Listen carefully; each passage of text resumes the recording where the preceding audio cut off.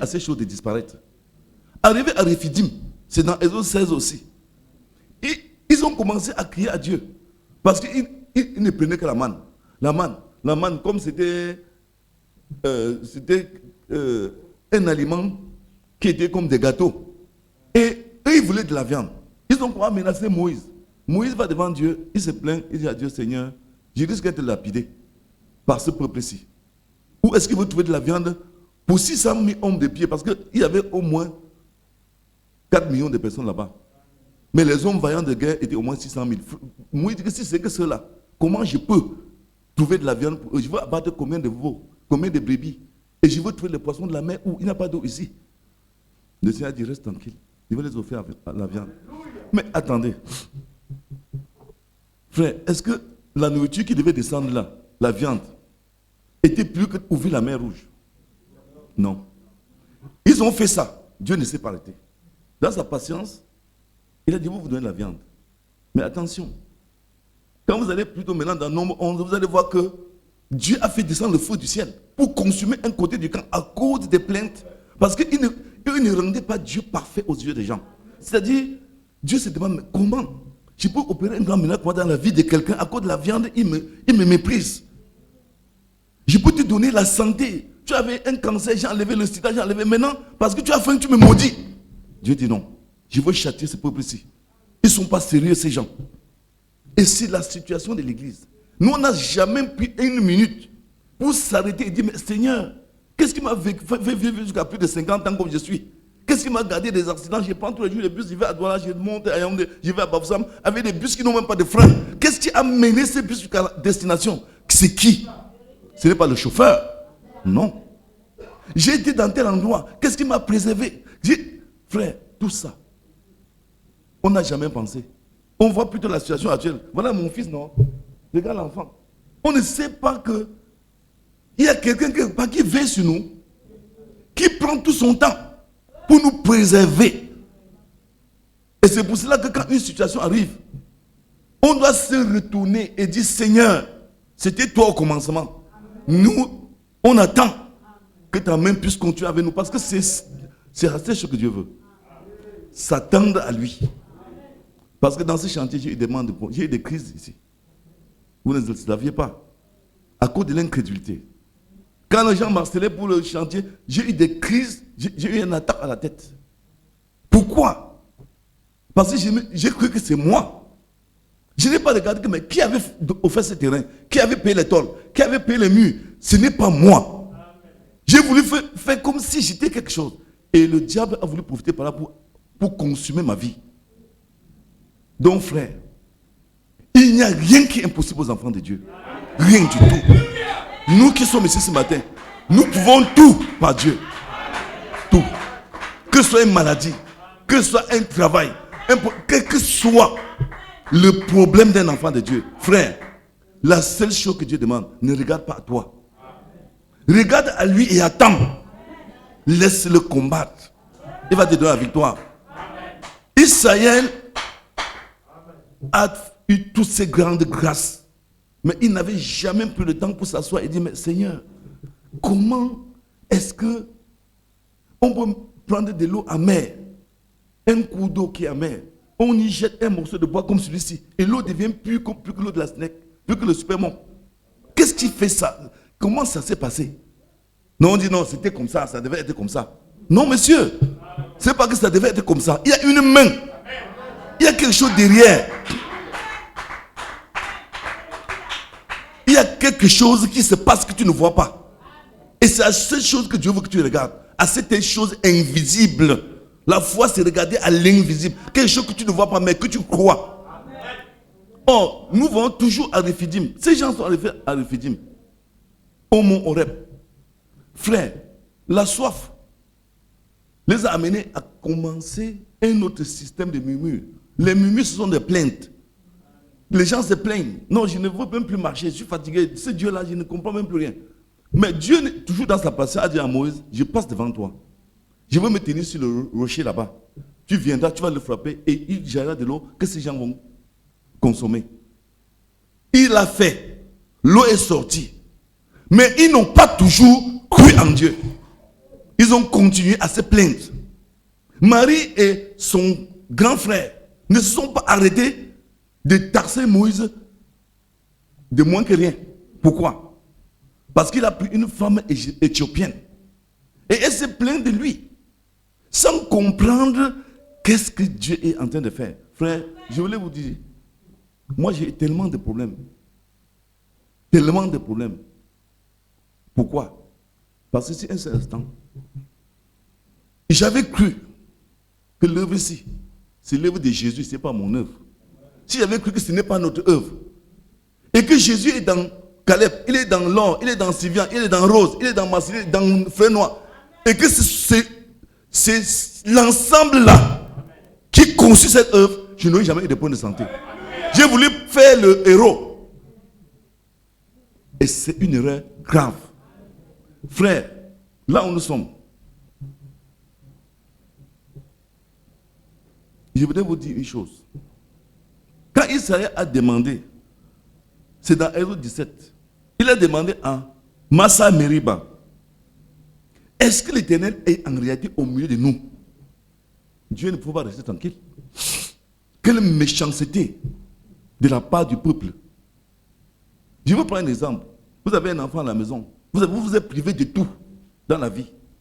Vous avez tout privé dans votre vie. Vous prenez le temps de lui payer la scolarité, de lui acheter des bonnes chaussures, des bons habits, de lui donner tout ce qui est bien pour lui. Mais un matin, monsieur se lève et dit, est-ce que le père si même fait quelque chose pour moi? Mais attends. Est-ce que la mère si même, elle sait même que je suis son fils? Mais frère, attends, comment tu vas penser? Que mais ça, c'est un petit démon chez moi. Parce que je n'ai même pas de sous-vêtements, je n'ai rien, je ne mange pas de poisson, je n'ai rien. Je paie la pension de 300 000 ans. Je suis la rizière du quartier, je suis en route, je vends les fruits jusqu'à minuit. Mais le monsieur me demande si je vis. Non. Il faut que moi et toi on se sépare ici. C'est ce que Dieu a voulu faire. Moïse a dit non, ne fais pas ça.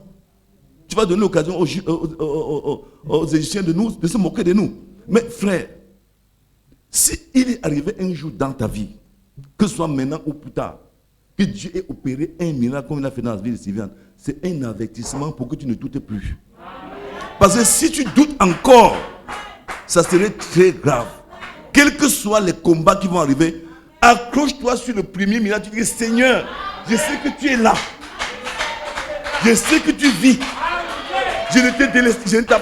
Parce qu'il est écrit dans la Bible, je ne te délaisserai point, je t'abandonnerai point. Parce que quand Dieu opère, un miracle, c'est quelque chose qu'un homme ne peut pas. C'est-à-dire quand Dieu fait dans ta vie, il accomplit quelque chose dans ta vie. Tu es conscient toi-même que par tes efforts, même avec les efforts de toute la vie, on ne pouvait pas. Et que le lendemain, une autre chose arrive. Tu commences à tourner le dos pour aller chercher une solution ailleurs. Frère, tu es susceptible de tarser de fils de Bélial. Dieu ne te laissera pas impuni. C'est pour cela que dans la Bible toujours, l'histoire des dîmes que vous voyez on paie là, les gens ne se sont jamais demandé de savoir pourquoi on paie les dîmes aux Lévites. Ils disent non, c'est normal. Ce n'est pas normal. Il y a quelque chose d'anormal dedans. La chose anormale dans le paiement des dîmes, c'est quoi? C'est que quand Israël était en marche pour la terre promise, ils sont arrivés à un niveau où le camp s'est divisé en deux. Il y avait l'impudicité dans le camp et tout. Mais quand Moïse, la voix de Dieu, a dit que tous ceux qui sont pour l'Éternel se tiennent derrière moi, il n'y a que les fils de Lévi qui se sont décidés de répondre aveuglément à l'appel de Dieu. Dieu a dit, ok, comme dans tout ce camp, ce ne sont que ces gens-ci qui ont pris la résolution de se tenir de mon côté. Allez maintenant, quand on va construire mon temple, entrez dans le temple, restez là-bas. Le peuple ici va travailler, vous nourrir. C'est ça l'histoire de la dîme avec les Lévites. Donc si toi aussi, tu fais ça, les gens vont te servir. Pour ça, ne te dérange pas. Prends position pour Jésus. Tu vas voir ce qu'il va faire. Même le président Paul Biya va te servir. C'est pour cela qu'il dit, frère, moi, si j'entre dans un ministère, le ministre va me servir là-bas. Qu'il veuille ou pas. Parce que c'est ce que la Bible dit. Est-ce que vous comprenez ça? Moi, je suis un lévite. J'ai pris position pour Christ. Il va être à mon service. Il va me payer les dîmes là obligés. Oui, monsieur. Je veux lui dire que tout ce que tu vas faire ici, tu passes par moi. Le matin, tu vas prendre la bénédiction dans mon bureau. Avant d'aller ouvrir le bureau, il dit le ministre. C'est ce qu'il faut savoir. Bien-aimé, là où nous sommes, il faut qu'on fasse attention. Dieu a donné tout ce qu'il avait de cher. Jésus. Pour que moi et toi, nous ayons tout ce qu'il nous faut. Mais on continue à chercher des solutions anti-Christ, anti-scripturaires. Tout ce que Dieu demande ce matin, c'est que tu obéisses. C'est pour cela que quand il dit dans 1 Pierre 5, verset 7, il dit, déverse sur lui, décharge sur lui tous tes soucis, car lui-même il prend soin de toi. Attends, frère, est-ce qu'il faut encore aller à l'école pour demander à quelqu'un ce que ça veut dire, c'est déverser sur lui? Quand il dit, ne t'inquiète de rien, fais connaître à Dieu, pas de prières, de supplications à son égard, tes problèmes.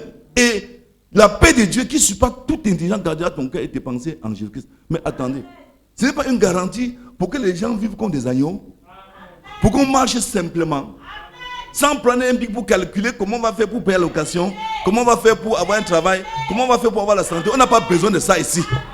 Si quelqu'un est ici pour réfléchir comment on va faire pour avoir du travail, la santé et tout ça, c'est qu'il n'a pas encore cru. Frère, obéis seulement et lui, il prendra soin du reste. Ça, moi, je suis sûr. Si tu obéis, il dit que j'honore celui qui m'honore. Si tu obéis à Dieu, tu n'as pas besoin de dire, j'ai une voiture qui est garée là. C'est une Toyota Corolla Verso. Elle vient d'Europe. Je vais vous donner. Frère, je suis un lévite. Je suis un lévite. Je reste chez moi l'autre jour. On m'appelle. On me dit, il y a une voiture là. Je dis, quelle voiture? Voilà un monsieur, un païen, qui achète une voiture neuve. Il envoie son frère païen ici. Son grand frère, je ne sais pas ce qui s'est passé. On m'appelle, on me dit, va récupérer la voiture. Le monsieur en Europe, il ne me connaît pas. Il ne m'a jamais vu. Il ne connaît même pas mon nom. Mais il a compris qu'il y a un frère, un monsieur, un serviteur de Dieu à Yaoundé. Il est honnête. Donne-lui ta voiture. Il m'appelle, il dit, va récupérer ma voiture, rapidement. Je suis allé récupérer la voiture, elle est garée là. Il m'a dit, vends la voiture à 3 millions. L'autre jour, on a payé la voiture à 3 millions. J'ai refusé. Les mêmes gens me disent, ne vends pas seulement à 3 millions, vends pour avoir ta part de bénéfice. Frère, attendez. Qu'est-ce qui peut amener un homme qui vit en Europe à prendre sa voiture à son grand frère pour donner à un inconnu qu'il ne connaît même pas? Si, je dis, qu'est-ce qui peut le faire? C'est-à-dire, amener un homme qui vit en Europe, il ne m'a jamais vu. Même connaît mon nom, il ne connaît pas. Qu'est-ce qui l'a amené à me confier sa voiture? Ça fait environ 1 mois. Il ne m'a jamais appelé pour savoir ce que c'est. Et où sa voiture se trouve. Donc, à cause de ça, je ne peux plus dire à Dieu un jour que je manque quelque chose. Je sais qu'il peut tout. La seule chose qu'il faut faire, croyons seulement. Croyons seulement. Amen. Que le Seigneur vous bénisse.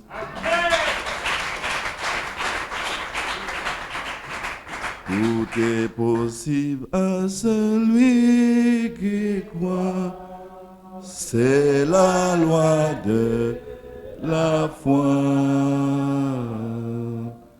Dans merveilleux qui nous vient des cieux, que connaît le cœur droit.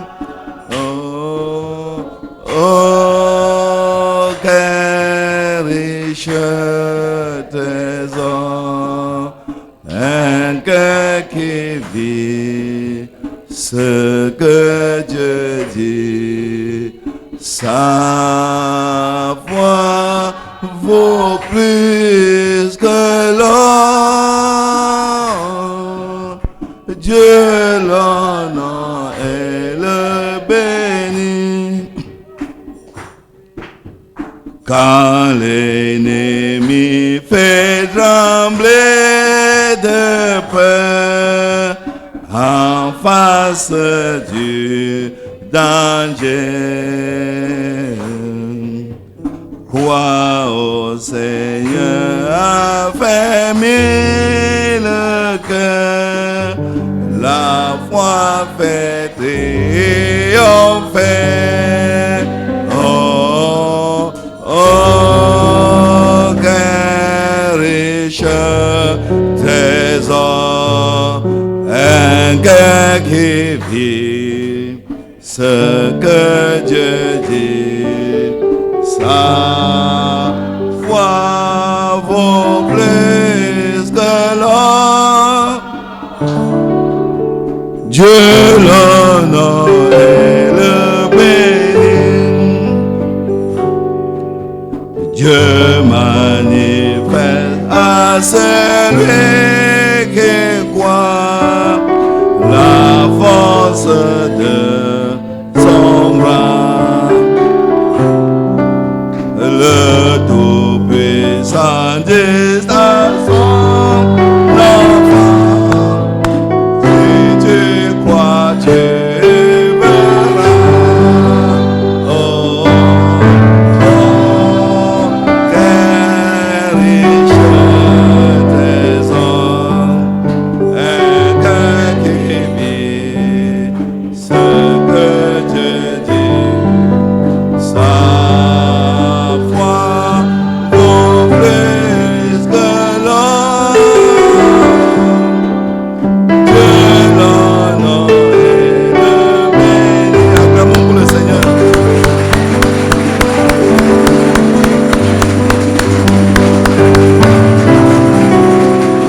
Bon.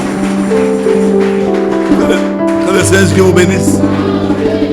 Ce matin, nous allons visionner un sermon que j'avais déjà fait pour aider ici, mais il n'y avait pas les gens. Ce sermon-là, c'est sur le contournement, c'est ça? C'est-à-dire, il y a une possibilité de contourner les processus. Donc, une possibilité, il y a un moyen de résoudre nos problèmes sans passer par le chemin normal. Parce que si on dit que pour aller à Paris, il faut prendre l'avion. Dieu a les moyens d'arriver à Paris sans prendre l'avion. Nous avons vu le diacre Philippe se déplacer sans avion. Amen. Donc frère, au-delà de tous les moyens matériels physiques du monde, il y a les moyens spirituels. Ne doutons pas. Ne doutons pas. Il y a un temps pour chaque chose. Et nous qui sommes assis ici, ce n'est pas de notre volonté. C'est Dieu qui nous a invités ici. Il a un temps pour chacun de nous, pour le visiter et lui apporter la délivrance, la restauration et tout ce dont il a besoin. Que le Seigneur vous bénisse. Frère, laissez-le. Attendez. Ce qu'il fait, nous ne sommes pas dans une organisation ici. Frère, tu sais, les gens ont fait ça. Les pentecôtistes sont moqués d'eux. Frère, si tu veux te dérouler au sol, roule-toi au sol.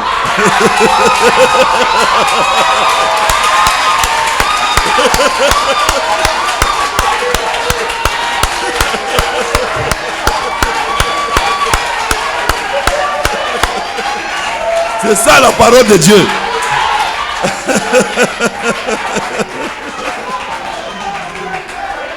C'est ça la parole de Dieu.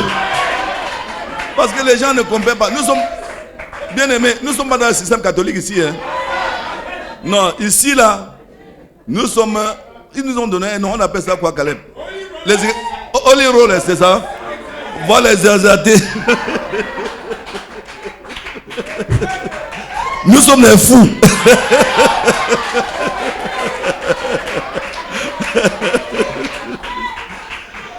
Frère Branham nous a dit qu'on ne doit pas avoir honte de notre Dieu.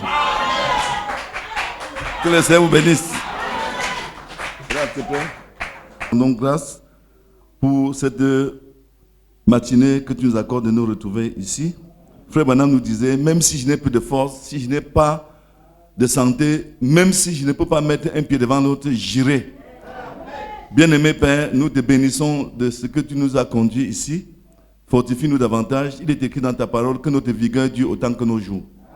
Bénis ton peuple qui est ici. Restaure notre foi envers toi et enlève le doute dans nos cœurs et bénis cette matinée pour nous. Bénis ces appareils, bénis ton serviteur qui parlera de ta part.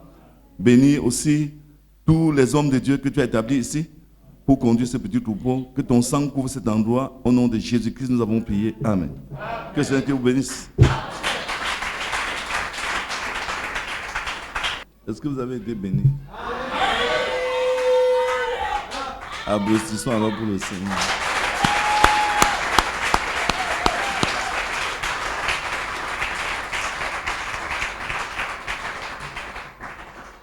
Je voulais simplement vous rappeler aussi que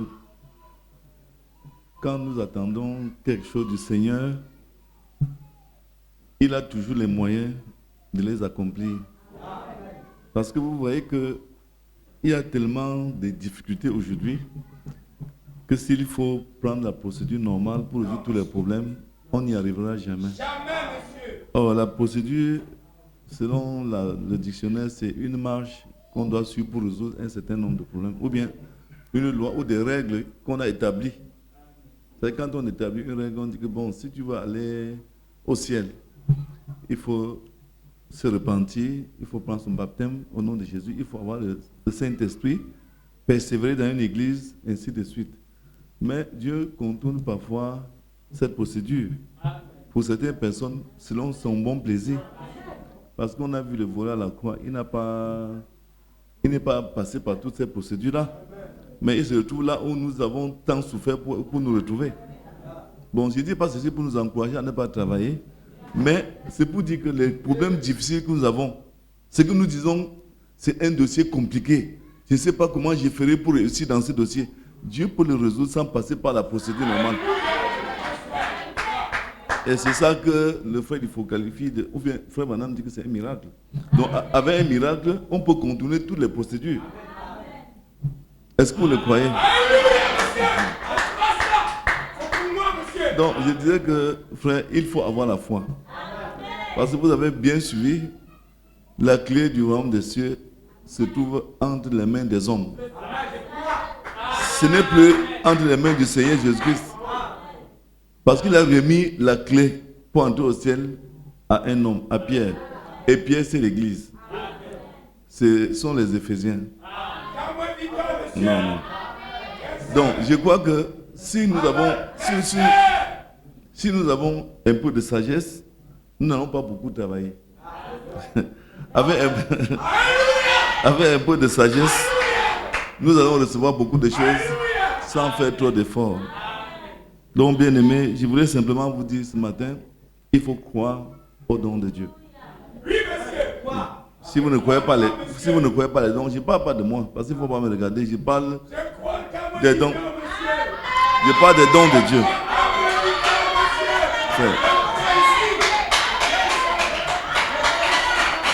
Parce que vous allez m'empêcher de dire ce que vous voulez dire. Je ne suis pas ici pour parler de moi. Et je ne fais pas ça par comédie, je suis sincère dans ce que je dis. Moi, je dis que les frères, il faut qu'on nous aide à comprendre profondément le message. C'est-à-dire, quand on parle d'un don de Dieu, c'est lorsque vous discernez à travers un homme la vie de Dieu, Dieu en action. Si vous discernez cela, frère madame dit, vous avez tout ce qu'il vous faut. Mais chez nous ici au Cameroun, quand je regarde bien le Cameroun, il y a beaucoup d'hypocrisie. Tellement d'hypocrisie. C'est-à-dire quand on discerne qu'il y a un don ici, c'est ça qu'il faut tuer. C'est ça qu'il faut détruire. On fait tous les efforts chez nous pour ne jamais valoriser les dons. Et c'est ça qui fait que l'église du Cameroun ne prospère pas. Donc je voudrais vous prier, frère, de ne pas être comme ça, de ne pas avoir cette attitude. Parce que dans cette église-ci, tous ceux qui sont ici, les frères et les sœurs, sont des dons. Et quand on discerne que c'est tel don qui est dans un frère, il faut accepter ce don, le soutenir, ainsi de suite.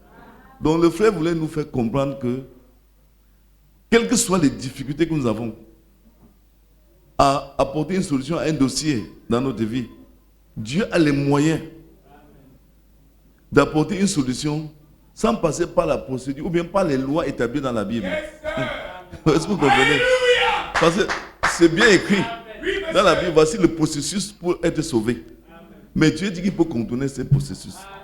Voici le processus pour avoir du travail, pour avoir une épouse. Dieu peut contourner tout ça. N'est-ce pas? Donc il faut avoir la foi. Et croire que ce qu'il a dit est vrai. Parce que pour moi, là où je me trouve, je sais que j'ai des dossiers difficiles. Si je dois prendre la procédure normale, je ne peux jamais résoudre tous ces problèmes. Donc il faut croire au miracle de Dieu. Amen. Oui, il faut croire au miracle. Il faut croire, parce que quand nous voyons la première dame du Cameroun, Chantal, c'est un miracle. Je suis allé à Douala l'autre jour avec mon épouse pour faire sortir une voiture du port. On est arrivé au ministère des Finances. J'ai trouvé dans le bureau du directeur un homme. Je le regardais, je dis, mais je connais cet homme où? Et quand je suis ressorti, mon épouse était avec moi au couloir, assis sur une chaise. Le monsieur est venu. Pendant qu'il venait, il me regardait, moi je le regardais. J'ai dit à mon épouse, mais cet homme-ci, je le connais quelque part. Quand il est devant moi, je lui ai dit, mais est-ce que ce n'est pas toi, Charlie? Il dit, mais moi-même, je me demandais qui tu es. C'est pour dire que quoi? Quand j'étais à Douala, dans les années 90, il y avait un concert qu'on appelait le méga concert avec les Devario et tout ça. Bon, j'avais des établissements, des loisirs et tout. Ils avaient laissé les billets là-bas pour la vendre. Alors, la première dame d'aujourd'hui, Chantal, était la copine de mon ami que j'ai rencontré au port. Ils ont eu des jumeaux. Et cette année-là, je ne pouvais jamais croire que cette femme pouvait être la première dame du Cameroun. Parce que ce garçon venait chez moi. Il vivait chez moi, on passait le temps ensemble. Il me devait même de l'argent. Il a même laissé ses appareils chez moi. Mais à un moment donné, j'ai dit, mais il me doit 1 million. Voilà ses appareils chez moi. Qu'est-ce qu'il veut faire de ça? Je l'ai appelé, j'ai dit, viens récupérer tes appareils. Je parle de Charlie Loïc. Or, Chantal et lui, ils ont fait des jumeaux. Mais cette fille qui traînait partout ne savait pas qu'elle pouvait être un jour la femme du président de la République. On passait les nuits ensemble avec les Charlie. Tantôt chez moi, tantôt chez lui. Charlie, c'est le fils d'un Français. Il a fait ce garçon avec une fille du Camerounaise qui est de Yabassi. Sa maman est Yabassi. Or, s'il fallait que Chantal rentre à la présidence, la procédure était très longue. Un jour, je suis arrivé à Yaoundé, j'étais encore à Douala, j'ai trouvé Charlie à l'hôtel Impérial. Il me dit que moi, il m'appelle Petit Bamieké, il dit Petit Bamieké, je suis en haut. Il me dit, je suis en haut. Je dis pourquoi? Il me dit, tu ne sais pas que. Donc j'ai compris que sa copine est maintenant à la présidence. Or, comment une fille comme Chantal pouvait se retrouver en train d'épouser le président de la République, alors qu'autour du président, il y avait beaucoup de propositions, beaucoup d'affinités et tout.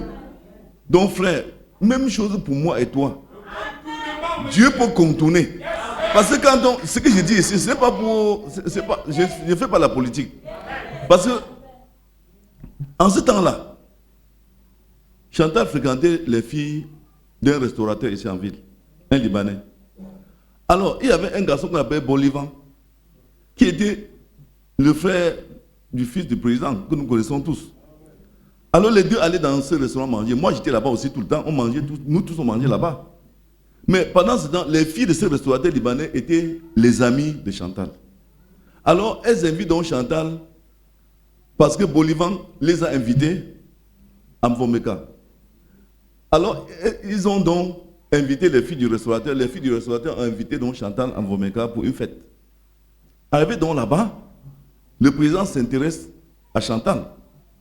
Mais l'entourage du président a essayé de le décourager. Il n'a pas voulu comprendre. Puisque l'homme le plus proche du président a été affecté à New York comme ambassadeur à cause de ça, parce qu'il s'opposait au mariage de la fille. C'est pour ça que le pasteur Baouya disait ici la fois dernière que quand l'homme est venu parler de Chantal au président, le président lui a dit, tu as même oublié d'autres choses d'elle. Parce qu'il y a des choses qu'elle m'a déjà confessé que tu ne connais même pas. Donc, je voulais dire ceci. Ce qui nous tue, je dis, ce que je parle, je suis à la chair. Charlie Loïc, qui a fait les jumeaux avec Chantal, il me doit 1 million de francs. Jusqu'au-dessus, il n'a jamais payé. Ma petite sœur Chantal connaît l'histoire. Parce qu'elle était chez moi toute petite. J'avais 2 gros baffles Bose dans mon salon. C'est Charlie qui avait laissé ça pour emprunter de l'argent. Il n'a jamais payé.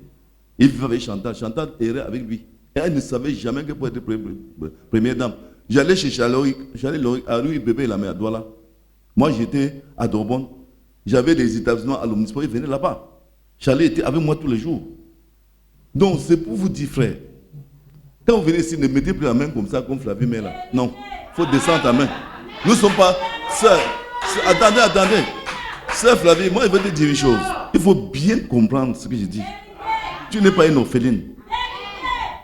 Parce qu'au-delà de ce que tu penses dans ton cœur, tu n'es pas venu ici parce que tu voulais.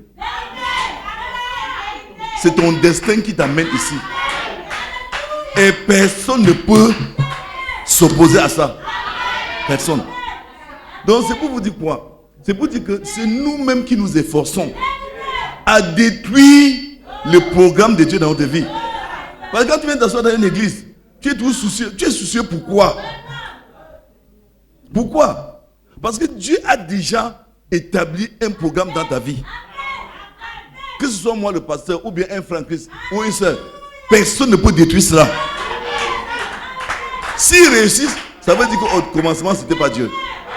Mais si c'est Dieu, le Dieu que moi-même je sais, frère, personne ne peut annuler le dessein d'un enfant de Dieu.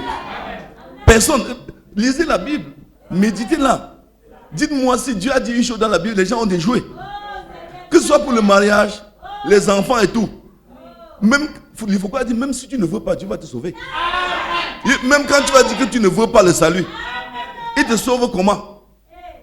Là où tu vas aller pécher, là-bas, il bloque. Tu ne vas pas trouver le péché que tu veux commettre. Je dis que, comme tu veux, je veux prendre un exemple. Dans les livres de la voix de Dieu que nous lisons souvent, il y a un homme, un latino, en Amérique latine, il voulait se suicider, la vie l'avait dépassé. Il a dit, aujourd'hui je me suicide, il veut mourir. Le gars prend la route du désert pour aller se suicider, parce qu'il y avait une montagne, il voulait sauter pour s'écraser en bas. Sur le chemin, il a trouvé un brochure, frère, pendant, en lisant ça pour aller se suicider, il s'est converti. Donc, Dieu a mis une brochure là-bas au désert. Parce qu'il n'y avait personne pour le trouver là-bas. Dieu a mis une brochure là. Pendant qu'il lisait la brochure pour aller chercher comment sauter, son cœur a changé, il est rentré en ville. Frère, moi je voulais vous dire une chose. Les coups bas que nous faisons dans les églises, je veux voir comment il va faire ceci. Tu perds ton temps. La seule bonne chose que tu peux faire étant ici, c'est de faire du bien. Tu es contre moi dans ton cœur, tu ne peux pas changer mon destin. Tu es jaloux, ça ne changera rien. Parce qu'un homme ne peut pas changer le plan de Dieu. C'est moi qui te dis. Et même le stress que nous avons, les soucis, on n'a pas le droit d'avoir des soucis. Dans la Bible, il y a tout. Il y a les femmes qui ont accouché à 90 ans. Il y a les femmes qui sont mariées à 70 ans. Frère, attendez, la deuxième femme de David avait quel âge? Abigail. C'est une femme qui avait déjà perdu l'espoir de se marier. Mais c'est elle la blonde de David. C'est elle que David a trouvé comme la femme qu'il doit prendre chez lui. Donc Dieu a tous les moyens pour créer des circonstances dans lesquelles tu vas entrer être joyeuse. Ou bien être joyeux. La seule chose que Dieu demande, ne doute pas. Tu doutes, tu as brisé l'alliance. Tu ne doutes pas. Même quand tes rides vont être comme ça, un homme va trouver que tu es la plus belle. C'est moi qui te dis. Frère, je ne dis pas ça pour flatter les sœurs qui ne sont pas encore mariées. Hein. Moi, je dis ce qui est vrai. Je ne dis pas ça pour flatter les sœurs qui n'ont pas encore de mari. Parce que je ne suis pas ici pour flatter les gens. Je suis là pour vous rappeler ce qui vous attend. Ici, dans cette église, comme je crois, nous suivons la colonne de frères. Ce n'est pas moi que vous suivez, c'est la colonne de frères que nous suivons. Et la colonne de frères, c'est elle qui vous a tiré ici. Je ne sais pas où vous avez trouvé. Donc, même vos soucis là, ça ne peut pas changer là où il te conduit. Nous avons vu Israël refuser de conduire à marcher parce qu'ils avaient envie de manger. Ils ont dit, nous on ne conduit plus Moïse avec toi, nous voulons la viande. Nous ne conduisons pas, nous avons soif. Mais est-ce que ça a arrêté Dieu? Donc même vos soucis ne vont pas empêcher à Dieu de faire de vous ce qu'il veut faire. C'est pour ça qu'il dit que personne ne te fait croire que tu as échoué. Non.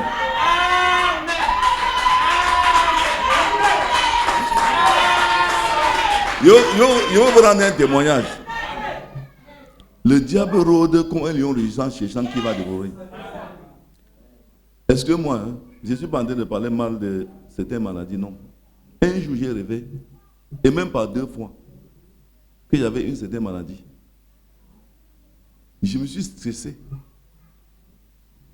J'ai même eu peur d'aller faire des tests. Mais un jour, je dis que, mais qu'est-ce qui se passe même? Je suis un fils de Dieu. Dernièrement, lorsque le Covid a commencé, dans la semaine là, j'avais, je ne sais même pas ce que j'avais. Je suis allé au centre médical. Oui, j'avais le palu. Ça a commencé par les douleurs d'estomac. Arrivé là-bas, le médecin a pris mon sang. Il allait faire tous les examens. Sans me dire. Quand il revient, moi je voulais dire que mon frère, je voulais même que tu fasses des tests. Il dit non. Voilà tous les examens. Et j'ai vu que le test dont je craignais était négatif. Attendez, le diable est venu donc me donner un songe sur moi. Pour me faire paniquer et ne plus servir Dieu. Je veux vous dire une chose. Pour moi, comment je vis? Je crois que je peux me coucher au lit avec la maladie la plus redoutable, me réveiller le matin sans cette maladie. Je dis toujours à Dieu, tu peux. Je dis que je crois que je peux me coucher avec la maladie la plus difficile à traiter sur la terre. Mais le matin, en me levant, il n'y en a plus. Parce que si vous n'avez pas ce genre de pensée, vous ne pouvez jamais servir Dieu. Si vous croyez que non, il faut passer par la procédure normale. Il faut que je fasse, ou bien que je fasse du bien, que je sois automatiquement dans tous les programmes. Tu t'ennuies, tu te trompes. Je ne dis pas ceci pour que vous boycottez le programme de l'église. C'est pour dire que, frère, Dieu a tous les moyens pour résoudre ton problème, même quand tu ne crois pas. Il faut seulement que tu sois prédestiné. Si tu es prédestiné, frère, même quand tu ne dois pas croire, Dieu va, il fera tout pour te donner ce que tu ne croyais pas que tu peux avoir. C'est ce que le frère Lifogo nous fait comprendre. Parce que les temps sont difficiles. Il regarde l'église. Frère Branham étant prophète a vu ça. Un temps où les gens n'auront plus la foi. Alors qu'ils sont les fils de Dieu. Mais qu'est-ce qu'il faut donc faire? S'il faut qu'on attende leur foi, ils ne vont jamais être sauvés. La terre ne prendra jamais fin. Et on n'aura jamais d'éternité. Donc, Dieu dit, maintenant, je te sauve même quand tu ne veux pas te sauver. Je dis que même quand tu n'es pas en train de faire le bien, il veut te sauver. Pourquoi? Parce que tu étais prédestiné à la vie éternelle. Ce n'est pas ça, frère. C'est pour ça que vous allez voir dans la Bible, Dieu fait certaines choses. Nous ne comprenons pas. C'est pour accomplir sa promesse ou bien sa parole dans la vie d'un enfant de Dieu. Donc là où nous sommes, nous ne sommes pas soucieux. Ne disons pas, il se fait tard. Oh, j'ai échoué ici. Ce ne sont pas des mots que Dieu aime entendre dans la bouche de ses enfants. Faisons-lui confiance et attendons le temps de Dieu. Si nous mettons notre confiance en lui et on dit, nous savons que tu ne peux pas faillir. Ce que tu m'as promis, je sais que ça va arriver un jour. Mais en restant fidèle à la parole de Dieu, frère bien-aimé, nous serons surpris de constater qu'il y a des moments où mon épouse, elle répète certaines paroles que je dis aux gens. Je souvent dis aux gens, quand tu as un problème, tu te soucies, tu prends une maladie. Après le problème est résolu, la maladie reste. Je lui dis souvent ça. Et parfois, elle me rappelle ça. Elle me dit, quand tu te stresses comme ça, quand tu as un problème, ça va se résoudre et la maladie doit rester. Or, le rôle de Satan, c'est de nous amener là-bas. De nous faire douter pour tomber malade. Et après, quand le temps de Dieu vient, on constate qu'on a souffert pour rien. Et maintenant, la maladie reste et le problème est résolu. Nous avons vu tout à l'heure, c'est Dieu qui combat pour nous. Que le Seigneur vous bénisse.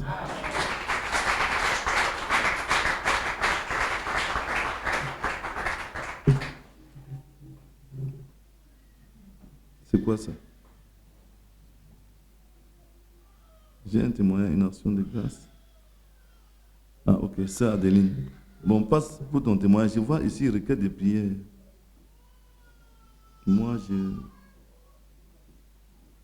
frère, si j'ai des requêtes de prière, moi, je n'aime pas ça. Quand tu envoies une requête de prière, tu te maries en décembre, alors que nous, on ne connaît pas qui tu feras ici. Ce n'est pas normal.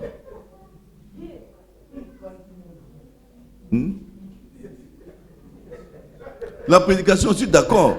Mais attendez, je voudrais vous dire une chose. Comprenez-moi bien. J'aime quand on a la foi. N'est-ce pas? Quand tu dis que je veux me marier, donne-moi le nom de la fille. Parce que si c'est une révélation, hein, Dieu ne peut pas donner une révélation à moitié. Je n'ai pas dit que tu peux te marier en décembre. Parce que quand tu le dis avec assurance. Et je ne voudrais pas aller dans certaines polémiques. Parce que si c'est une autre personne qui me disait ça, il peut croire simplement. Mais tu m'as déjà dit ça 2 fois, ça n'a pas... Ça c'est pas comme ça. Ça veut dire que ce que tu dis, tu ne crois pas. Parce qu'une personne pourrait me dire ça, dire, je crois. Mais tu m'as déjà dit ça 2 fois. Je n'ai jamais vu cela arriver. Donc, ça veut dire que ce que tu dis, c'est juste ce que tu le dis, mais tu ne crois pas. Parce que si tu crois, ça devait s'accomplir. Tu me comprends?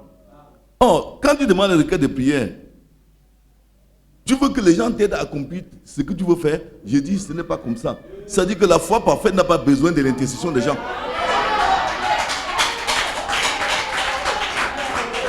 Frère Samuel, attends, je vais te dire une chose. La foi est inconsciente. Hein. Quand tu appelles les gens au secours pour accomplir ce que tu veux faire, attends, quand tu appelles les gens au secours pour accomplir ce que tu crois être une révélation, je dis que ce sont ces gens-là qui te donnent la chose, ce n'est pas Dieu. J'aimerais que tu refasses, on appelle ça en bon français quoi, c'est-à-dire que tu reformules en disant que Seigneur, cette parole que je viens d'entendre, je veux qu'elle s'accomplisse dans ma vie. Parce que je souhaite me marier en décembre. Là, je l'aurais lu. Mais quand tu dis que je veux me marier en décembre, là, je rentre en arrière et vois que ce n'est pas la première fois et que ce que tu es en train de dire ici, c'est plutôt une requête de prière. Et en disant que c'est une requête de prière, quand tu pries Dieu pour demander quelque chose, il peut dire oui, il peut dire non, il peut dire attends. Tu comprends ce que je dis? Donc, je suis d'accord, je suis pour que tu te maries en décembre. Mais reformule ta requête. C'est ça. Moi, je suis d'accord. Je suis très prêt à te soutenir même dans cette procédure. Si ce n'est pas une procédure, même dans ce miracle que tu veux nous annoncer. Je suis d'accord. Mais il faut que tu la reformules. Parce que je vais te dire, bon, que la sœur rende d'abord son témoignage. Ça va? Shalom.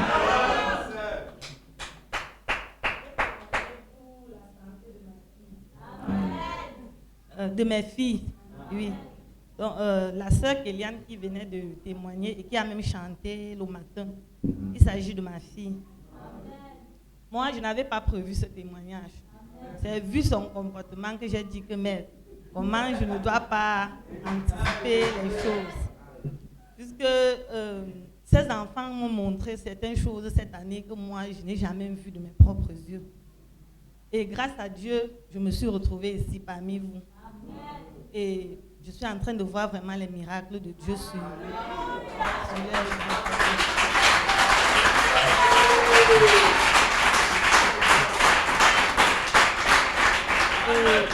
ceci, c'est le fait que la maladie commence sur sa petite sœur.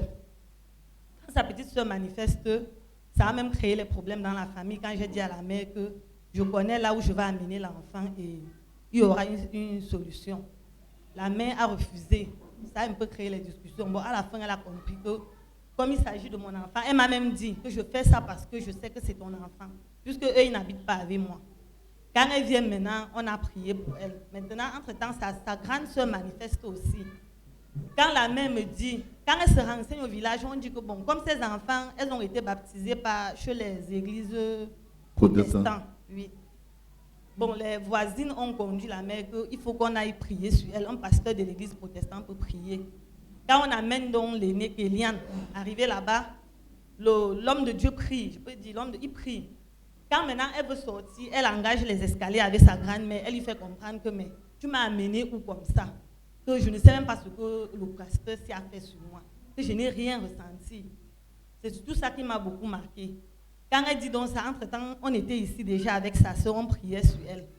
Quand la mère maintenant dit que, mais qu'est-ce que tu dis là? Elle dit que non, je n'ai rien ressenti. La mère dit que rentrons encore là-bas. Et ils retournent encore à la salle. Maintenant, la mère explique à l'homme de Dieu que, ben, comprend aussi ce que l'enfant est en train de dire. Bon, quand ils sont rentrés là-bas, la lumière est partie, on a coupé l'énergie. Maintenant, le monsieur dit que revenez plutôt demain à 11h. Que le cas de l'enfant, si c'est vraiment compliqué, je préfère qu'on continue demain à 11h. Maintenant, quand la mère descend, elle se sent effrayée. Ce jour, j'étais déjà ici avec sa soeur. Le frère même m'empêchait de parler au téléphone parce que j'avais une pression. La mère était en train de m'expliquer ce qui se passe avec elle. J'ai donc dit à la mère que je t'ai dit de faire venir les enfants là, je ne sais pas pourquoi tu refuses. La mère m'appelle, elle me dit que le comportement de l'enfant, si je ne peux plus passer la nuit d'aujourd'hui avec elle, il était mercredi. Elle dit que je ne peux pas passer la nuit de mercredi, je préfère qu'elle voyage, elle vienne te trouver là où tu te trouves avec sa soeur. Puisqu'on était ici, on est arrivé ici mardi avec sa petite soeur. C'est comme ça qu'elle monte. On a donc choisi quelqu'un dans la famille que vas-y alors l'accompagner. Quand elle vient donc ici, le pasteur prie sur elle. C'est là où on comprend que son problème était même plus grave. Elle a manifesté plus même que ce qu'on pensait. Et depuis ce jour, je ne sais pas, donc elle-même à la maison, elle prie. Elle a même son chant. Ce qu'elle a chanté ici le matin. Elle chante à tout coup, elle prie. Et quand je vois même son courage, nous sommes arrivés ici, et c'est un enfant que même en famille, c'est trop difficile qu'elle se lève comme ça, elle parle. Donc elle est toujours frustrée, elle a peur, elle a honte. Mais quand nous sommes arrivés ici, sa petite soeur me disait que Kéliane veut chanter demain. J'ai pris ça comme les blagues que les enfants font souvent entre elles. Donc ça m'a surpris vraiment quand on a prononcé que Kéliane veut chanter.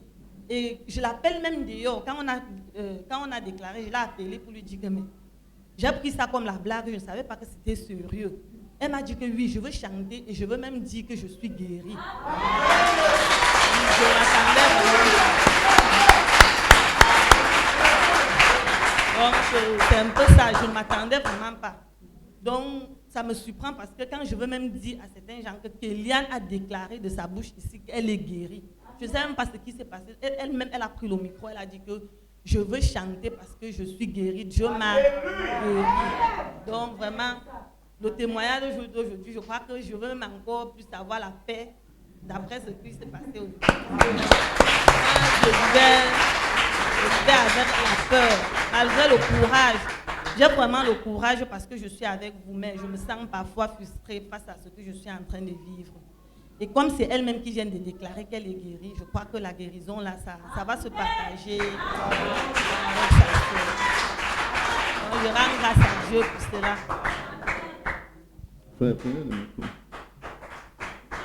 Bon, l'une des choses que j'ai remarqué dans les écrits du message, c'est que les gens ne témoignent pas.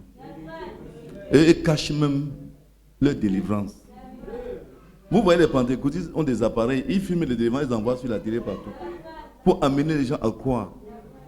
Mais je voulais vous rappeler, frère, je ne voulais même pas parler parce que c'est elle-même qui a pris son courage pour parler. Parce qu'elle, c'est l'épouse du cadet direct de ma femme. Babis qui est assis là.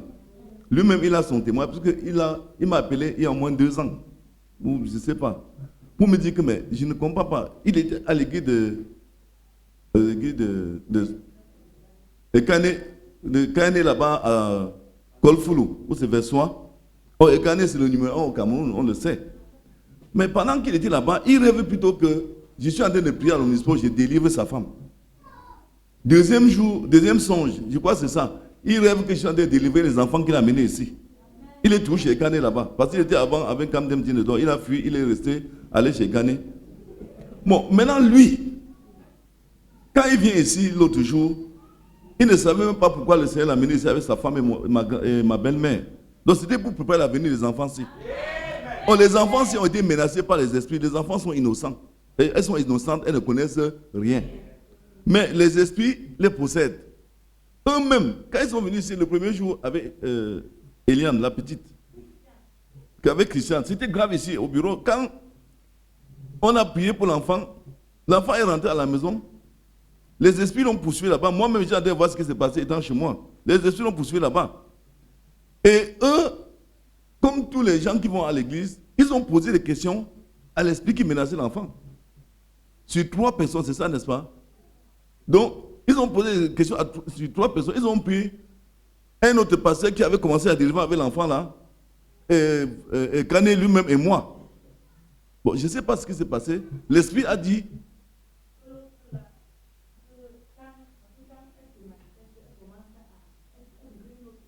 Oui.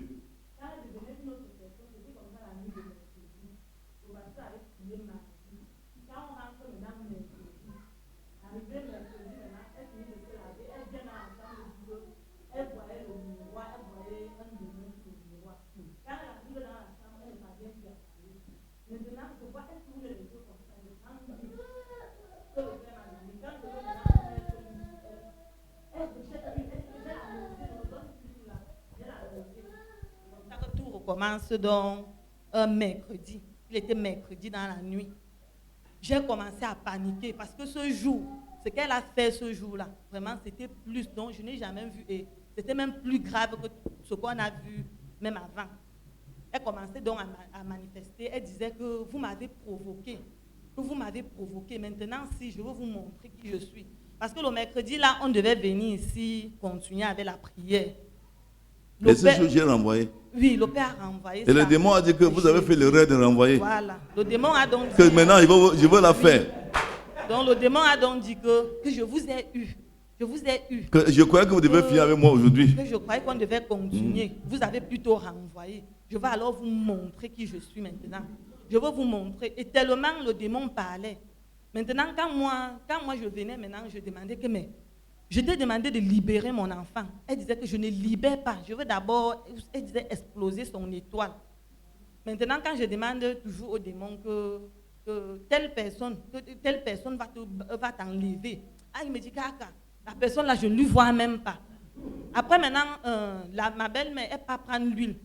Le reste d'huile, parce qu'entre-temps, elle a tapé ma main. L'huile que le père m'a donnée, c'est versé. Ma belle-mère part maintenant prendre l'huile de Ferdinand. Et quand une huile, ça fait même déjà plus d'1 an à la maison. Elle vient maintenant nous donner que, ouais, comme l'huile là s'est versée, utilisons alors ceci. Quand on s'approche maintenant, elle dit que ne me mettez pas l'huile là, ne me mettez pas l'huile là. J'ai dit que c'est l'huile de toujours un prophète, c'est l'huile d'un prophète, Ferdinand et Kane. Elle dit que vraiment, que je ne vois même pas le prophète là. Que je ne le vois même pas. Attendez, écoutez d'abord. Elle dit que je ne le vois même pas.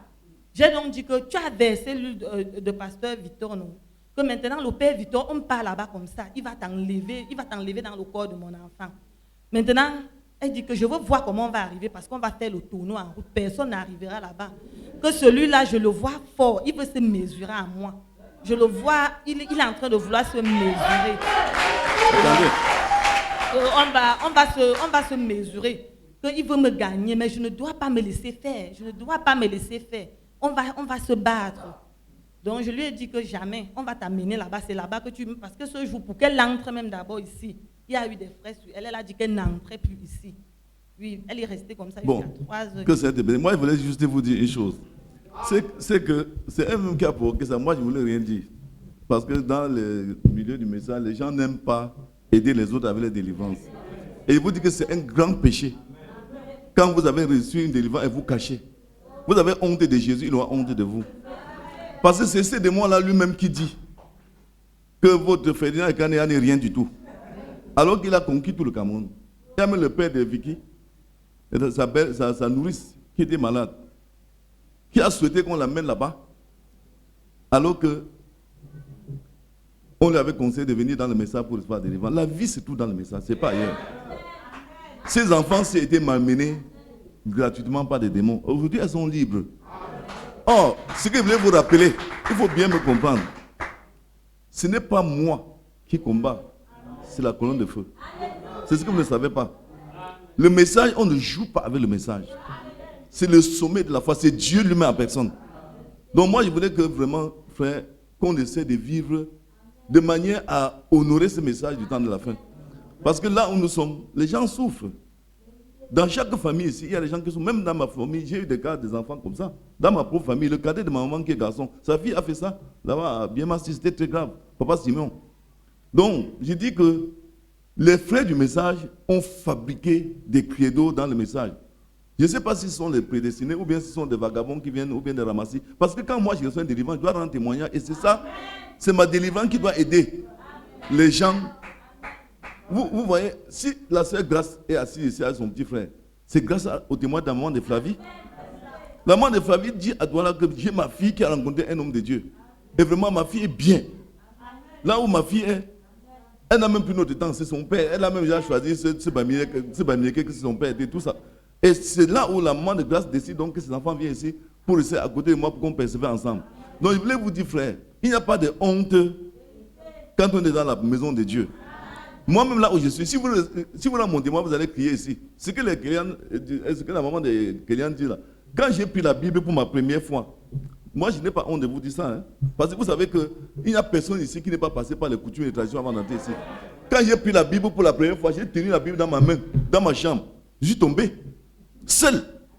En lisant, au commencement était la parole, Jean chapitre 1, au commencement était la parole était avec Dieu. Je ne sais pas comment ça s'est passé. Je me suis retrouvé en train de déchirer tous mes habits. J'étais comme un lion. Et j'ai dit que, après quelques minutes, je me suis encore levé. J'ai pris la Bible, mais c'était grave. Or, quand vous vivez dans le monde, ce que vous ignorez, c'est que nous avons des héritages. Quand on dit héritage des pères, ton père pouvait être un sorcier, tu as hérité ça. Tu ne sais pas ce qu'il a mis en toi, à travers le sang qu'il t'a donné. Maintenant, quand tu as honte de déclarer ça pour être libre, ça veut dire que tu sais ce que tu fais. Ou bien tu es innocent, mais tu fais semblant. Je ne sais pas comment il va expliquer ça. Donc moi, je voulais dire que frère, ce ne sont pas seulement les héritages de famille. Non. Dans nos relations avec les hommes, nous pouvons hériter des choses qui vont nous faire être accusés d'être ceci et cela, alors que nous sommes vraiment innocents. Dieu nous place ici, pourquoi? C'est pour notre délivrance. Parce qu'il faut bien définir, hein. C'est-à-dire pourquoi Dieu t'envoie ici. C'est pour que tu sois libre. N'essaie pas de cacher ton mauvais côté pour rester en arrière. C'est pour ça que j'ai béni Dieu aujourd'hui. Pour moi-même d'abord. Oui. Pour ce qu'il a fait pour moi. Et ensuite, pour ceux qui sont sincères. Il n'y a pas, si quelqu'un se mord d'une personne ici, en disant qu'un jour, je viens un démon se manifester en toi, Dieu va te prouver que tu as plus de démons que la personne. Oui, parce que les enfants, ce sont des enfants, elles sont encore mineurs. Les démons, les tourments. Mais il y a des femmes ici, pas ici dans l'église, il y a des femmes ici dehors, qu'à cause d'une relation avec un homme, elles ont 1 million de démons. Qui ne se manifestent pas, mais qu'elles ne savent pas. Un jour, si tu as la grâce d'entrer dans un endroit où il y a la lumière, ça va se manifester. Pour ça, ne te dérange pas. C'est parce que les gens ne comprennent pas que tous les gens qui sont assis ici ont des destin commun. C'est ce que vous ne saviez pas. Mais bien sûr, monsieur. Ne dis pas que non. Si je suis mieux que lui. Nous tous qui sommes ici, on a les mêmes problèmes. C'est pour cela qu'on dit même dans la médecine, il y a les chirurgiens, il y a les dentistes, il y a les ophtalmologues. Donc Dieu nous rassemble ici parce qu'il va apporter une solution à nos problèmes. Or, tu vas te dire que non, comment un démon apparaît dans telle personne, je ne suis pas comme ça. Tu mens. Peut-être que tu n'as pas parti sans parler. Mais il était là. C'est moi qui vous dis, hein, par expérience. Donc ne te moque jamais de quelqu'un dans une église. C'est pour cela que Frère Branham nous a montré que quand on prie, on chante un démon dans quelqu'un. Ne ris pas. Si tu te moques de la personne, le démon va rentrer en toi. Or, nous sommes ici comme dans un hôpital. Et l'hôpital là, c'est un endroit que Dieu lui-même a choisi pour libérer ses enfants des mauvais esprits. Que le Seigneur vous bénisse.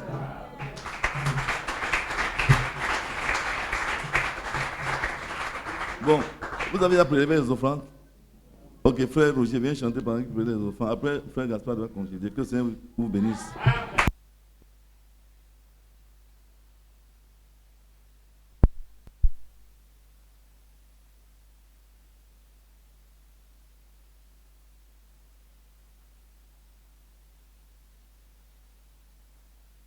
Que le Seigneur vous bénisse.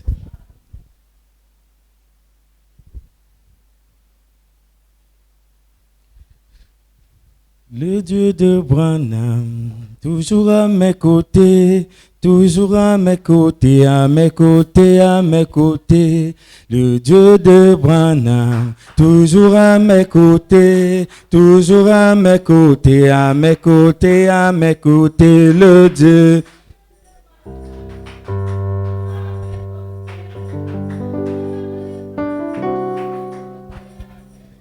Si vous ne voulez pas chanter, je vais chanter seul, amen.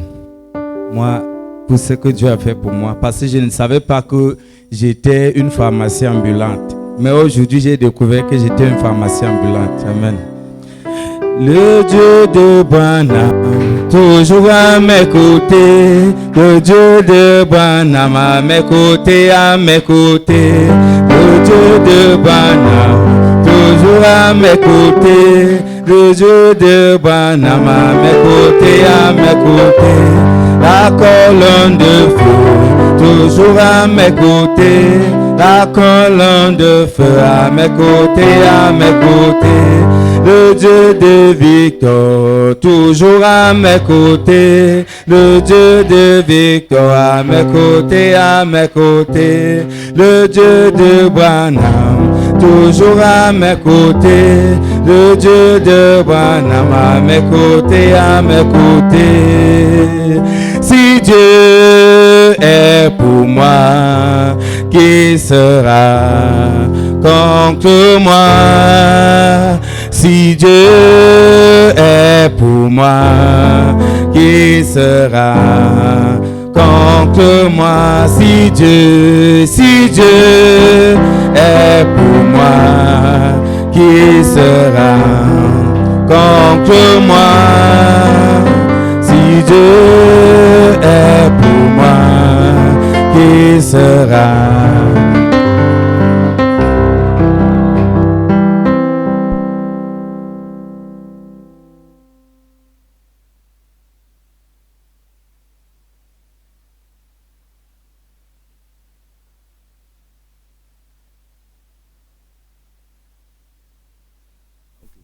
Ça va? Je voulais vous prier en tant qu'église parce que les deux enfants-ci sont des orphelins. Leur papa est décédé.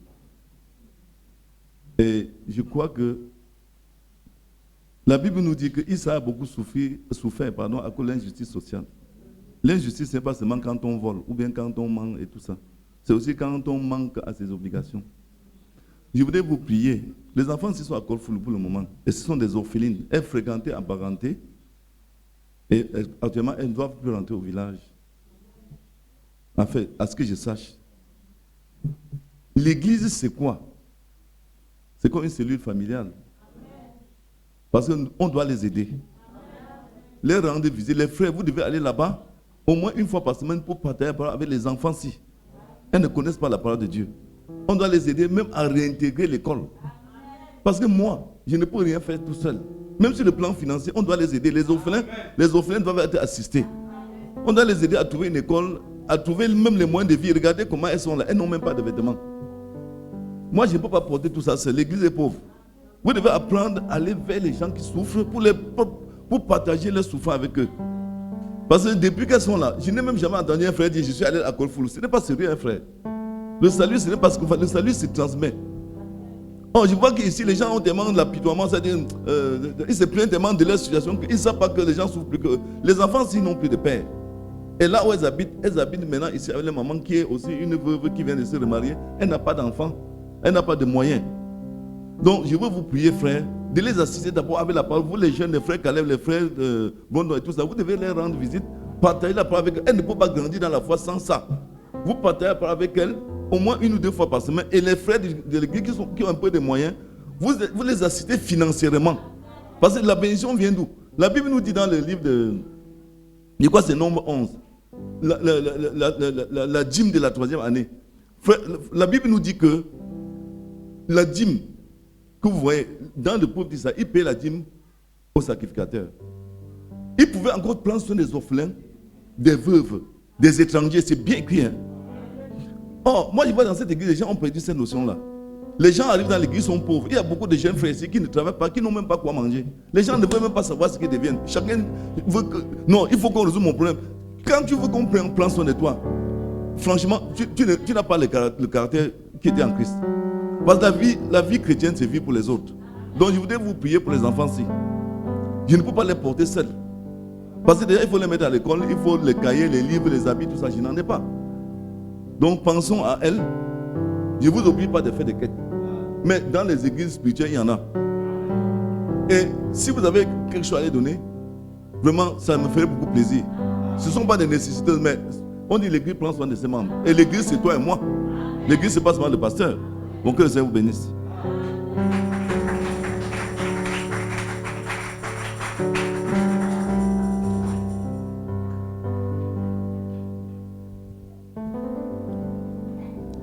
Si Dieu est pour moi, qui sera contre moi? Si Dieu est pour moi, qui sera contre moi? Si Dieu est pour moi, qui sera contre contre moi. Si Dieu est pour moi, qui sera contre moi? Si Dieu est pour moi, qui sera contre moi? Si Dieu est pour moi, qui sera contre moi? Les sorciers ne peuvent rien me faire. Si c'est vrai, il est pour moi. La magie ne peut rien me faire. Si c'est vrai, il est pour moi. Même les démons ne peuvent rien me faire. Si c'est vrai, il est pour moi. La sorcellerie ne peut rien me faire. Si c'est vrai, il est pour moi. Oui, si Dieu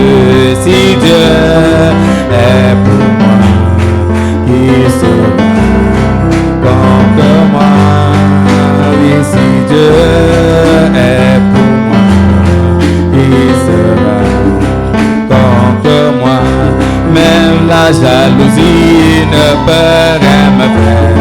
Si c'est vrai, il est pour moi. Même les sorciers ne peuvent rien me faire. Si c'est vrai, il est pour moi. Les marabouts ne peuvent rien me faire. Si c'est vrai, il est pour moi. Les puissances occultes ne peuvent rien me faire. Si c'est vrai, il est pour moi. Si Dieu m'a délivré, elle ne pourra me retirer. Si Dieu m'a libéré, elle ne pourra me retirer. Si Dieu m'a béni, elle ne pourra me maudire. Si Dieu m'a béni, elle ne pourra me maudire. Même la magie noire ne peut rien me faire. Si c'est vrai, il est pour moi. Même le diable en enfer ne peut rien me faire. Si c'est vrai, il est pour moi. Même Légion ne peut rien me faire. Si c'est vrai, il est pour moi. Les puissances mystiques ne peuvent rien me faire. Si c'est vrai, il est pour lui. Si Dieu est pour moi, qui sera contre moi? Si Dieu est pour moi, qui sera contre moi? Même le papa Rome ne peut rien me faire. Si c'est vrai, il est pour moi. Les dénominations ne peuvent rien me faire. Si c'est vrai, il est pour moi. Même la mort ne peut rien me faire. Si c'est vrai, il est pour moi. Les puissances occultes ne peuvent rien. Si c'est vrai, il est pour lui. Si Dieu.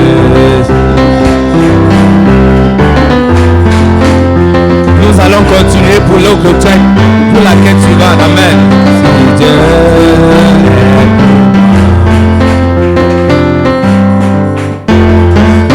oui, si Dieu est pour moi, il sera contre moi. Si Dieu est pour moi, il sera contre moi. Même les démons ne peuvent rien me faire. Si c'est vrai, il est pour moi. Même la magie noire ne peut rien me faire. Si c'est vrai, il est pour moi. Tout le monde témoigne que tu es bon. Tu es bon, Jéhovah, tu es bon. Tout le monde témoigne que tu es bon. tu es bon Jéhovah, oui, tout le monde témoigne que tu es bon Jéhovah, tu es bon, tout le monde témoigne que tu es bon Jéhovah, tu es bon, tous les enfants de Dieu disent que tu es bon Jéhovah, tu es bon, les enfants de Dieu disent que tu es bon Jéhovah, tu es bon, même les populations disent tu es bon Jéhovah, tu es bon, les populations disent que tu es bon Jéhovah, tu es bon, même les aveugles disent que tu es bon Jéhovah, tu es bon, même les aveugles disent que tu es bon Jéhovah, tu es bon, même les escropiers disent que tu es bon Jéhovah, tu es bon, les escropiers disent que tu es bon Jéhovah, tu es bon, les vies tout entières disent tu es bon Jéhovah, tu es bon, les villes entières disent que tu es bon Jéhovah, tu es bon, même les chefs d'État disent que tu es bon Jéhovah, tu es bon, même les chefs d'État disent que tu es bon Jéhovah, tu es bon, cette assemblée témoigne que tu es bon Jéhovah, tu es bon, cette assemblée témoigne que tu es bon Jéhovah, tu es bon, même à l'époque de Moïse tu étais bon Jéhovah, tu étais bon, et à l'époque du prophète Moïse tu étais bon Jéhovah, tu es bon, avec le Seigneur Jésus-Christ tu es bon Jéhovah, tu es bon, avec le Seigneur Jésus-Christ tu es bon Jéhovah, tu es bon, même avec mon pasteur tu es bon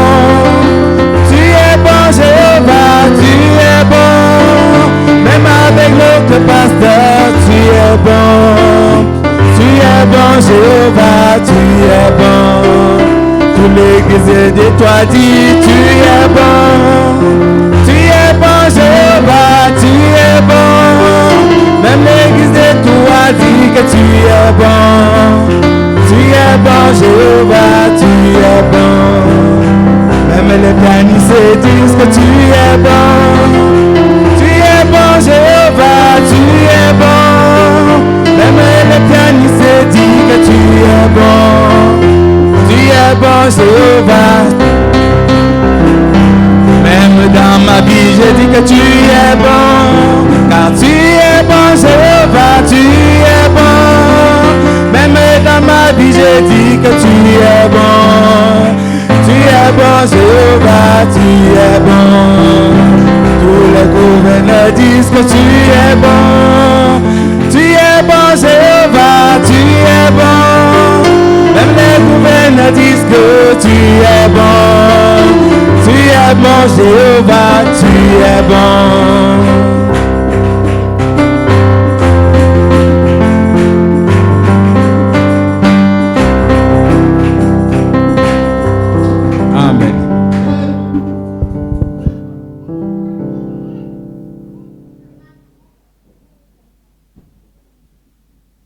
Amen. Tout le monde dit que Jéhovah, tu es bon. Même les démons en enfer connaissent que Jéhovah est bon pour nous. C'est pourquoi il ne nous laisse pas tranquilles. Et c'est que Jéhovah est bon pour nous. Nous avons cette victoire à nous. On va prier parce qu'il n'y a pas de nouveau parmi nous pour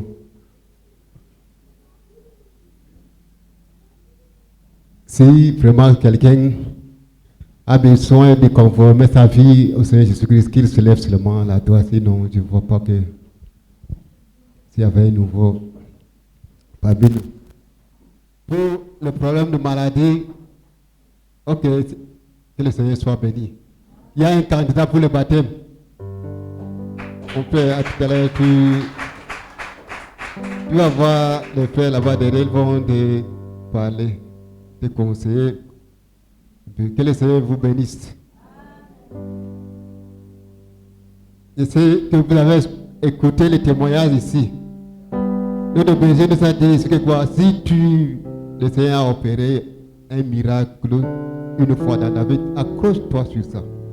Maintenant, qu'on n'a pas prié pour moi, je suis pas. Le Seigneur a fait quelque chose pour toi, n'est-ce pas? Ce n'est pas ça que tu es ici. Le Seigneur, ce témoignage qu'on a parlé ce matin, accroche-toi sur ça que le Seigneur peut aussi faire pour toi. Il a fait beaucoup de miracles dans la vie de certaines personnes ici. Quand tu écoutes ce témoignage, c'est aussi pour toi.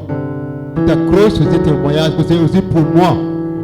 Le Seigneur, il nous aime. Ce n'est pas tout ce qu'on parlait ici, là, ce n'est pas de ta propre volonté que tu es ici. C'est par la prédestination que Dieu a fait pour toi, avant la fondation du monde. On va prier. Lèvons-nous, nous allons prier pour. Seigneur, nous te rendons grâce. Nous te bénissons, Seigneur. Merci pour cette grande bénédiction de grâce que tu nous as donnée ce matin. Ta parole dit de ne pas présenter devant toi main vide. Nous avons obéi à cette parole. Père de grâce, bénis ton peuple sensible. Bénis cette offrande sans doute cela, pour toutes les parts de vie. Dispose le Seigneur pour ce monde, de cette œuvre, Seigneur, dans cet endroit de grâce. Et partout dans le monde entier. Dieu de gloire et de miséricorde, Jésus-Christ. Cette parole est pour nous, Seigneur, ce matin. Que cette bénédiction soit attachée à cette parole, à tout ton peuple, ce matin, Jésus de grâce. Et l'honneur et la gloire te reviennent. Sans Dieu, cela ôte toutes les parts de vie. Au nom de Jésus-Christ. Amen. Lèvons-nous pour la dernière prière.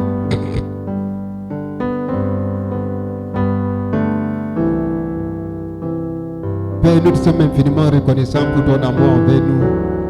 C'est pourquoi, Seigneur, toi qui sondes le règne, tu nous as sondés de grâce. C'est pourquoi tu as envoyé cette parole ce matin pour nous enrichir de grâce et de bonté. Et que l'honneur et la gloire te reviennent pendant que nous quittons cet endroit. Que ton sang scelle cette parole dans nos cœurs au nom de Jésus-Christ. Que cette victoire est pour nous. Parce que tu as vaincu l'ennemi à la croix de Golgotha. Avant que nous venions même sur la terre, tu as dit à ton serviteur Jérémie, avant que tu le fusses dans le sein de sa mère, tu le connaissais. Tu connais chacun de nous, Seigneur, avant qu'il venait, Seigneur, qu'il est arrivé dans ce monde. Dieu de gloire, de miséricorde. Pendant que nous quittons ici, laisse que des anges veillent autour de ton peuple et les accompagnent, Seigneur, et sauve dans leur domicile avec cette victoire, Seigneur, dans leur vie que l'ennemi a déjà vaincu pour nous de grâce. Seigneur, souviens-toi également ton serviteur, notre berger, que tu le nourris chaque jour, Seigneur, pour nous apporter cette parole de bénédiction, de grâce et de bonté, pour nous apporter cette parole de victoire dans nos vies. Seigneur, au retour, remplis-le davantage ton onction, remplis-le, Seigneur, ta puissance et d'esprit. Seigneur, que ton sang descend sur lui et le couvre le plan de pied jusqu'au chevelu de la tête. Que l'ennemi ne voit pas de peur, Seigneur, pour entrer, Seigneur Jésus-Christ. Pour sa famille, sous ton sang précieux de gloire de miséricorde. Nous détruisons tout plan de l'ennemi, Seigneur, devant lui. Tu nous as donné le pouvoir de détruire, d'anéantir de grâce. Nous brisons tout plan de l'ennemi, nous brisons tout plan de l'ennemi, Seigneur, sur son chemin. Père, que ton sang couvre ton peuple. Que ton sang couvre celui, Seigneur, qui nous reçoit chaque jour ici de grâce. Et que ta bénédiction repose davantage, Seigneur, sur ce lieu. Merci, Seigneur, pour la force. Merci pour ta grande bénédiction, Seigneur, que tu as déversée sur cet tabernacle. Merci pour la force, Seigneur Jésus-Christ. Merci. Merci pour cette âme que tu nous as donné de gloire de miséricorde. Afin que l'honneur et la gloire te reviennent. Accompagne ton peuple, Seigneur, sauf dans les domiciles. Que toute plante de l'ennemi soit ôtée devant leur chemin. Et que le lendemain, nous nous retrouvons encore ici ensemble pour t'adorer et pour louer, Seigneur, ton Seigneur ensemble. Seigneur, bénis ton serviteur. Oh, Dieu de grâce, Dieu de bonté, qui nous a apporté cette parole du Foucault. Bénis son église, Dieu de grâce, Dieu de bonté. Sois avec lui, bénis notre pays, que ta paix repose toujours dans notre pays, Dieu de gloire, de miséricorde. Père, que les jours de la demain, pendant que tes enfants partent à l'école, laisse que tes anges veillent autour de Seigneur. Pour les combats, Seigneur, tes enfants, Seigneur, souvent à l'école. Parce que c'est toi qui nous gardes, c'est toi qui protèges tes enfants. Sois avec eux, Seigneur. Alors que nous prions au nom de Jésus-Christ. Amen. Allez en paix.